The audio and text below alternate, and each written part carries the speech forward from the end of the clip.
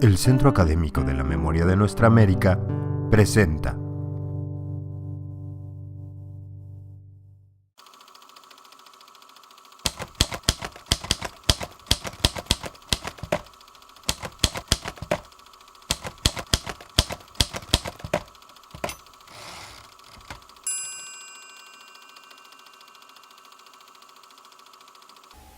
Hoy en Fragmentos del Camena tenemos la presencia de Juan Ramón Quintana, embajador de Bolivia en Cuba y exministro de la Presidencia encabezada por Evo Morales. Juan Ramón, bienvenido, y me gustaría comenzar esta entrevista preguntándote cuáles fueron las líneas principales que comenzaron a construir el gobierno desde 2006 y cuál es la situación que enfrenta ahora el gobierno, cuáles de estas líneas se han llevado a cabo, cuáles son las diferentes contradicciones que se fueron gestando a lo largo de su gobierno y cuáles son los nuevos retos que enfrentan. El plan de gobierno que trabajamos para las elecciones del 2005 tenía como tres grandes pilares, ordenadores de lo que iba a ser el plan de gobierno. El primer pilar digamos, programático de la candidatura de Evo era la Asamblea Constituyente, es decir, la redefinición de un nuevo Estado, el planteamiento de fundar un nuevo Estado a partir de la insuficiencia de un Estado republicano, ¿no?, con el que hemos vivido 180 años, de la falta de respuestas estructurales del Estado a la sociedad, a partir de un Estado colonial todavía, un Estado republicano, pero además de un Estado excluyente que tenía a la mayoría del pueblo boliviano prácticamente sin ejercer sus derechos constitucionales. Entonces, el primer pilar fundamental era fundar el nuevo país. Esto no podía hacerse sin convocar a una asamblea constituyente.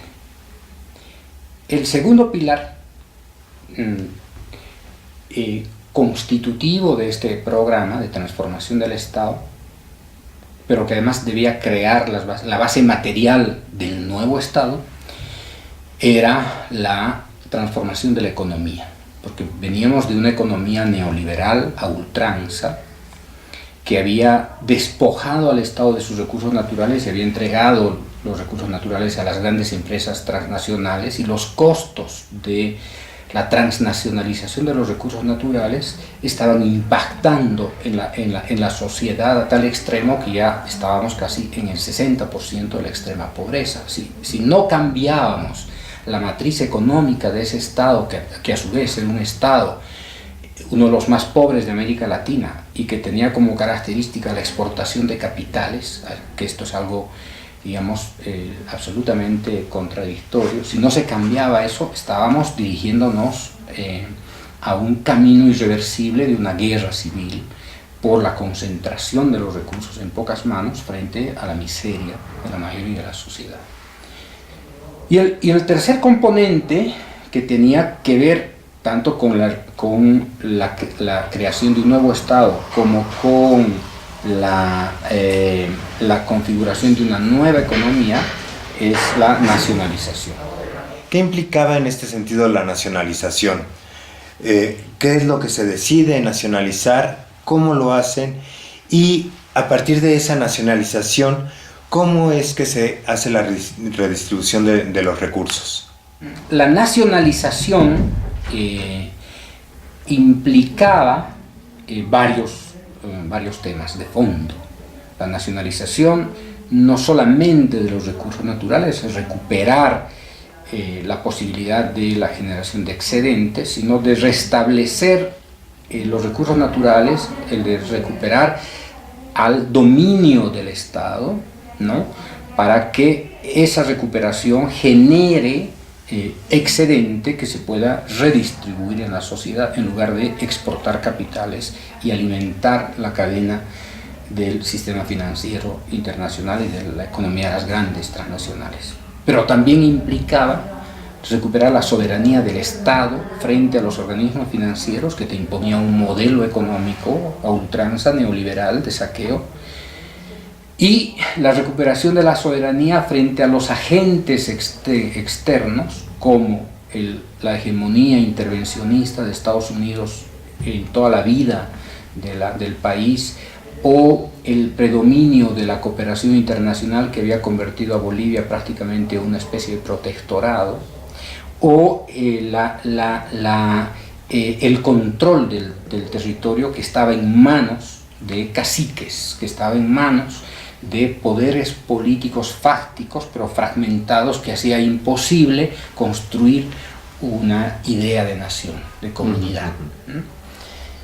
Bueno, llegamos al gobierno con la mayor votación de toda la historia democrática de los últimos 50 años, y entonces el presidente Evo y las organizaciones sociales, que son el sustento político del proceso de cambio, lo que hicieron fue convertir en decisiones políticas, cumplir los compromisos, las promesas electorales, y hacer la realidad.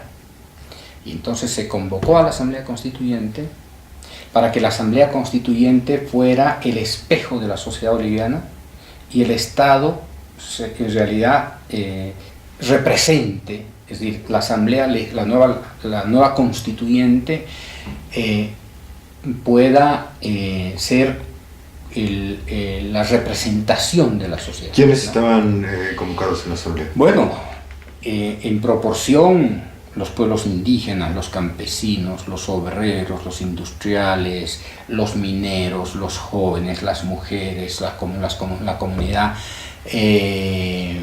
sexual, etcétera, etcétera, ¿no? Diversidad sexual, es decir, todos los actores que tenían que decir algo en la nueva definición del Estado. Es decir, se supone que estábamos planteando un Estado plurinacional, porque lo que teníamos era una república, y una república colonial que negaba los derechos de la mayoría de la sociedad, que eran los indígenas. Dentro de esta Asamblea Constituyente también estaban representados sectores como las élites de Santa Cruz, que tenían la hegemonía política antes del triunfo del MAS. Todos estaban representados, obviamente toda la sociedad boliviana. La Asamblea Constituyente fue básicamente como un gran espejo de la sociedad, y por supuesto ganamos la Asamblea Constituyente, teníamos mayoría relativa en la Asamblea Constituyente, que eso representaba, claro, a las organizaciones sociales. El segundo gran paso fue la nacionalización de los recursos naturales. Nacionalizamos los recursos naturales, empezamos a recuperar los pozos petroleros, el transporte, el sistema de transporte del gas, los gasoductos, recuperamos la energía, recuperamos las telecomunicaciones, recuperamos el agua, las empresas de agua. Que aparte era un punto súper importante, ¿no? Después de la guerra del agua. Exactamente.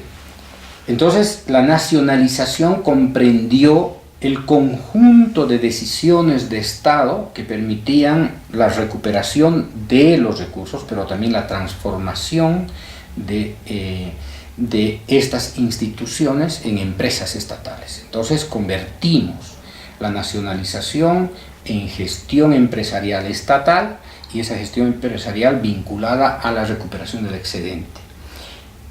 Eso lo que produjo fue exactamente riqueza. Y esa riqueza, entonces, la empezamos a redistribuir. Y eso empezó a cambiar también las relaciones sociales de cambió la pueblo, vida, la comunidad. todo, absolutamente todo, porque además el núcleo fundamental de la política económica era la inclusión social, la redistribución de los recursos, la propiedad de los recursos naturales y, por supuesto, la política de bienestar social. Bonos para los niños para evitar la deserción escolar, bonos para las mujeres para promover una maternidad segura, bonos para las personas de la tercera edad que no tenían ningún tipo de seguro y entonces era se creó un sistema de protección social. Se multiplicó la inversión en las universidades. Entonces, lo que se hizo es que el 87% de la riqueza que generaba Bolivia y que se transfería a los circuitos financieros internacionales, a las empresas extranjeras, ese 87% decidimos que se quedara en Bolivia y solamente el 17% se transfería al exterior. Entonces, antes de que nosotros llegáramos, imagínate la cantidad de dinero que drenaba el Estado boliviano hacia el extranjero.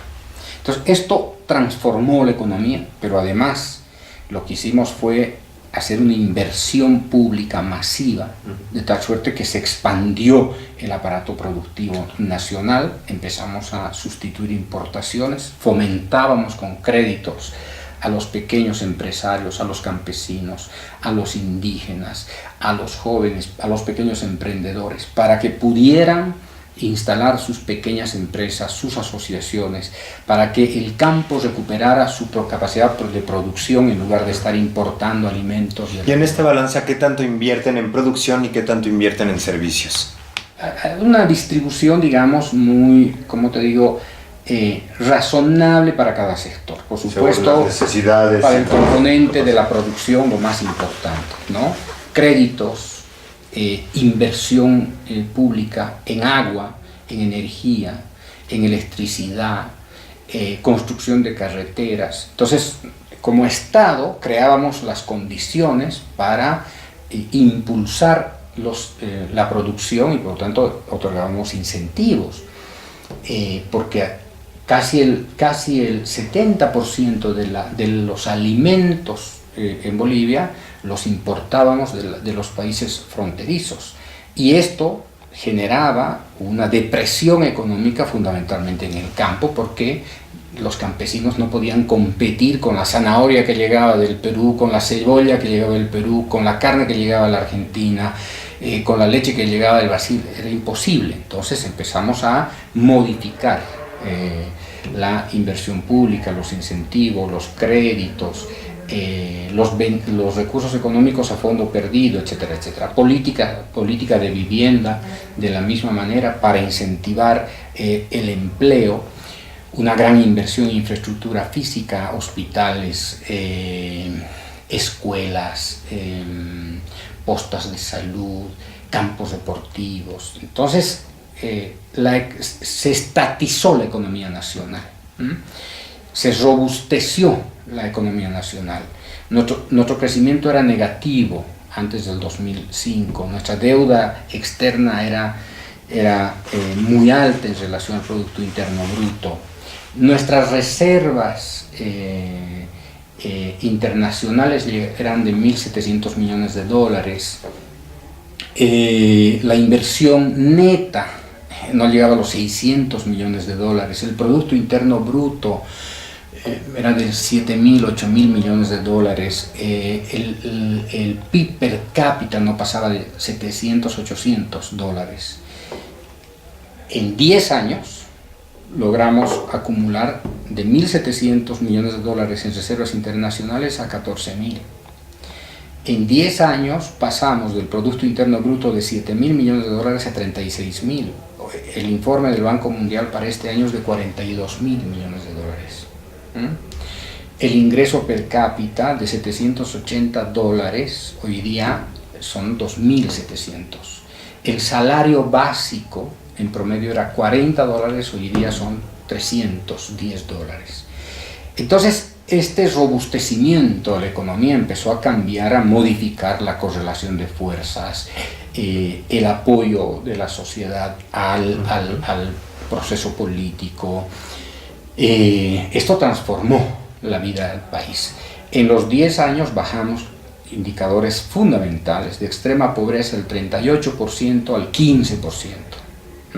La tasa de deserción escolar, que estaba por el 14%, la bajamos al 1.5%. Emprendimos la mayor tarea de alfabetización, erradicamos el analfabetismo, logramos llegar con servicios de salud a toda la población, 70 millones de consultas médicas en 10 años, 70 millones, cuando no pasábamos el millón de consultas médicas por año. Logramos hacer una inversión impactante en el acceso al agua.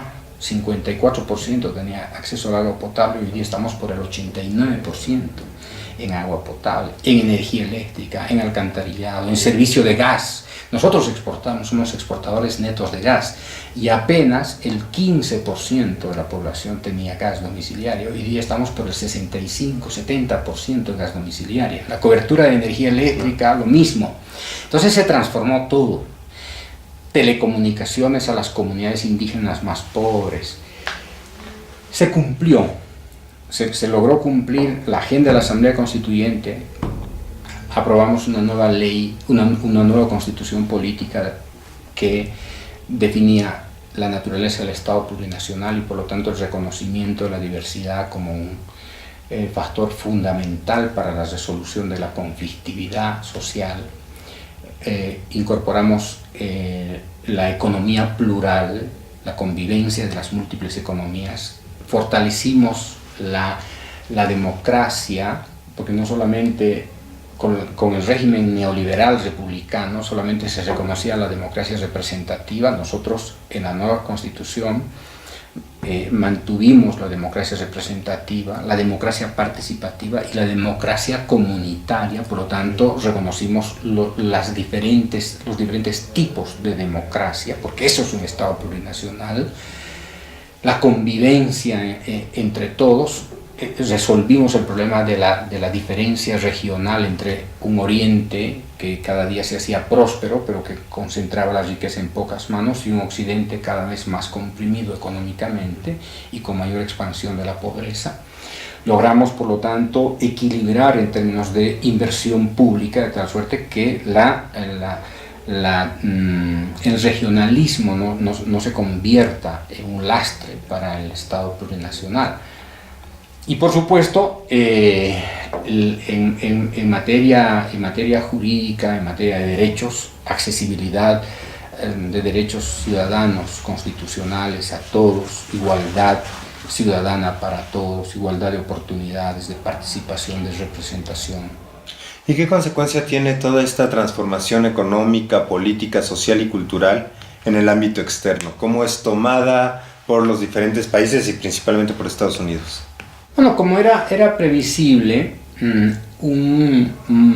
la transformación de la sociedad boliviana iba a generar un gran impacto en las élites nacionales. Estas élites nacionales estaban fuertemente vinculadas con las élites de la región, pero fundamentalmente dependían de las imposiciones políticas, económicas y culturales, especialmente de Estados Unidos. Entonces, la reacción, diríamos, previsible se produjo a partir de un proyecto de la derecha vinculada a Washington, de una reacción golpista. Y entonces experimentamos una contraofensiva de la derecha a través de un proyecto, a través de la ejecución de un golpe cívico prefectural. Primero, a partir de un proyecto de fracaso de la Asamblea Constituyente. Como no lograron que la Asamblea Constituyente fracasara, entonces se desplazaron hacia el golpe de Estado, una acción armada contra el proceso de cambio, que entre otras cosas generó una masacre de parte de la derecha contra el sector campesino, y se desplazó a un ala muchísimo más radical, a un proyecto separatista impulsada por el gobierno de los Estados Unidos. Como era un momento histórico que comulgaba con este ciclo, diríamos, de gobiernos progresistas, Correa en Ecuador, Kirchner en la Argentina, Lula en el Brasil, Chávez en Venezuela. Entonces, Estados Unidos apostó a tratar de quebrar los proyectos progresistas, empezando por Bolivia. Y no lo logró, y por eso es que se trasladó toda la ofensiva hacia Honduras del presidente Zelaya, posteriormente hacia Ecuador, posteriormente a la Argentina, al Brasil, al Paraguay y obviamente Venezuela. Entonces, la fortaleza de las organizaciones sociales, el compromiso, la militancia, la toma de las calles por parte de los movimientos sociales impidió que prosperara el golpe. Derrotamos el golpe cívico prefectural, derrotamos la aventura separatista promovida por la embajada, y entonces nos reposicionamos políticamente con una gran fuerza, con una gran legitimidad, con gran prestigio del gobierno nacional para los próximos años.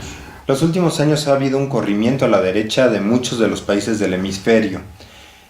Bolivia se sigue manteniendo. ¿Qué implica para ustedes eso en estos momentos? Bueno, hay un fenómeno hoy que se puede caracterizar como una contraofensiva regional desde Estados Unidos, liderizada por Estados Unidos, que tiene como dos grandes vertientes. Por un lado, la militarización de la política en América Latina, y por otro lado el vaciamiento de las democracias populares.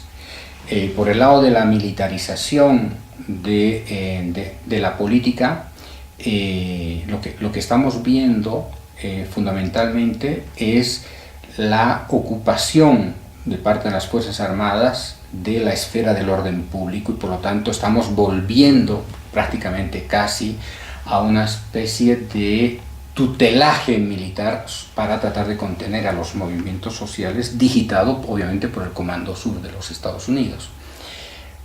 Como una variante de la militarización, lo que estamos viendo son una intensificación del papel político del Comando Sur en América Latina, pero a su vez estamos asistiendo a una mayor densificación de operaciones militares del Comando Sur con los aliados de los Estados Unidos en un intento de disuadir a las sociedades latinoamericanas para impedir el restablecimiento de gobiernos progresistas o el protagonismo de los movimientos sociales.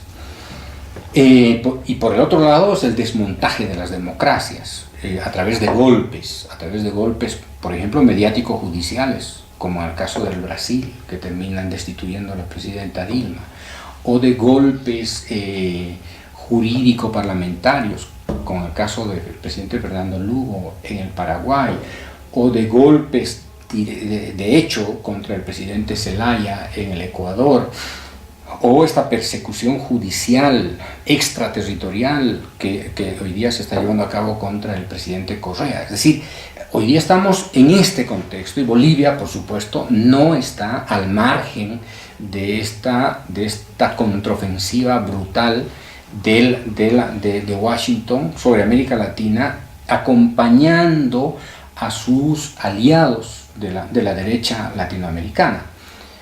Por lo tanto, Bolivia está en este momento casi como cercada por proyectos, ¿no es cierto?, de militarización de la frontera, de una presencia cada vez más fuerte del Comando Sur, y además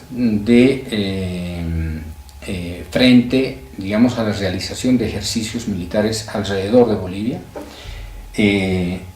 En la Argentina las Fuerzas Armadas están ocupando el papel de la policía. En el Brasil las Fuerzas Armadas están desplazando a la policía para tomar las favelas. En el caso del Perú tienes bases militares norteamericanas. Por lo tanto hay como una especie de cerco estratégico militar contra Bolivia.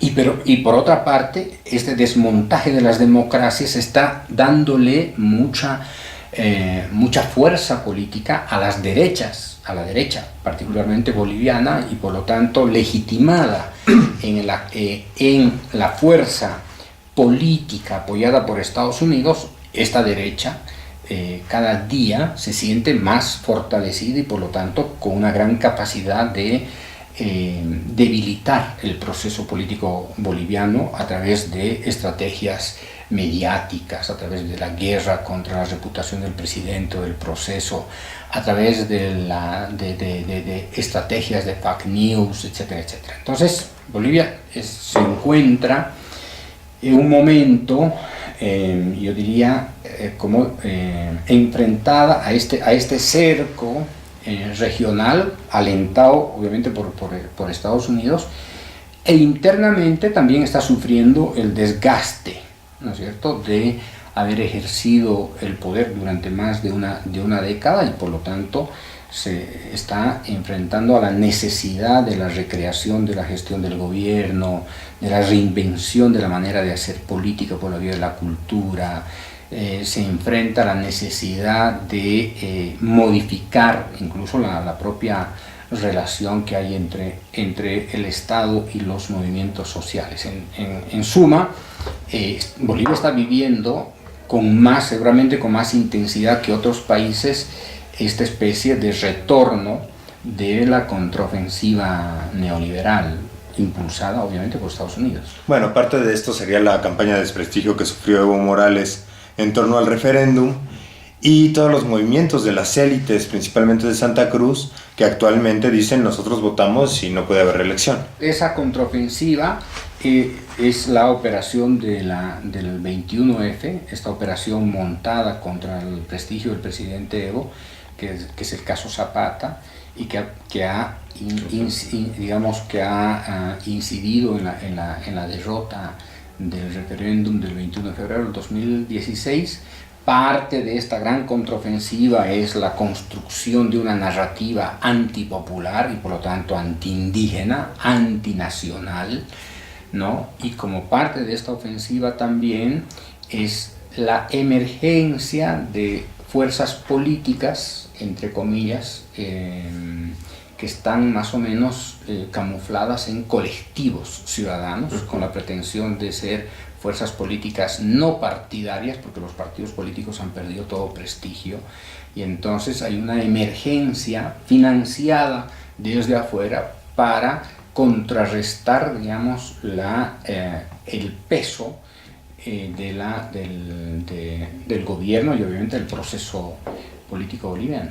Juan Ramón, ya para finalizar, ¿cuáles son las estrategias que está implementando el gobierno boliviano en el nuevo proceso de elección presidencial? Bueno, ahí hay dos grandes perspectivas, ¿no? Primero, que hay que democratizar mucho más la revolución política cultural en Bolivia, y por otra parte hay que darle más fuerza revolucionaria a la democracia, es decir, democratizar la revolución, revolucionar la democracia. Y por un lado, esto quiere decir como radicalizar políticamente el proceso, porque los beneficios que hoy día ha obtenido, por ejemplo, la clase media, que estaba empobrecida durante el régimen neoliberal y que hoy día la hemos logrado hacer despegar económicamente, y el impulso que hemos dado al sector de los pobres, que se han transformado en clase media, por lo tanto hay una disputa de una clase media emergente y una clase media más sólida, como consecuencia de la gestión económica, del modelo económico. Nuestra tarea es la de desarrollar una conciencia política en esta disputa de la clase media emergente y de una clase media más tradicional, para que se entienda que este no es un proyecto de partido, sino este es un proyecto del Estado plurinacional. Bueno, Juan Ramón, pues creo que eso es todo. Muchísimas gracias por la entrevista y agradecemos también a todas las personas que nos siguieron en esta emisión de Fragmentos del Camena. Les recordamos que pueden visitar nuestra página celser.uacm.edu.mx. Hasta la próxima.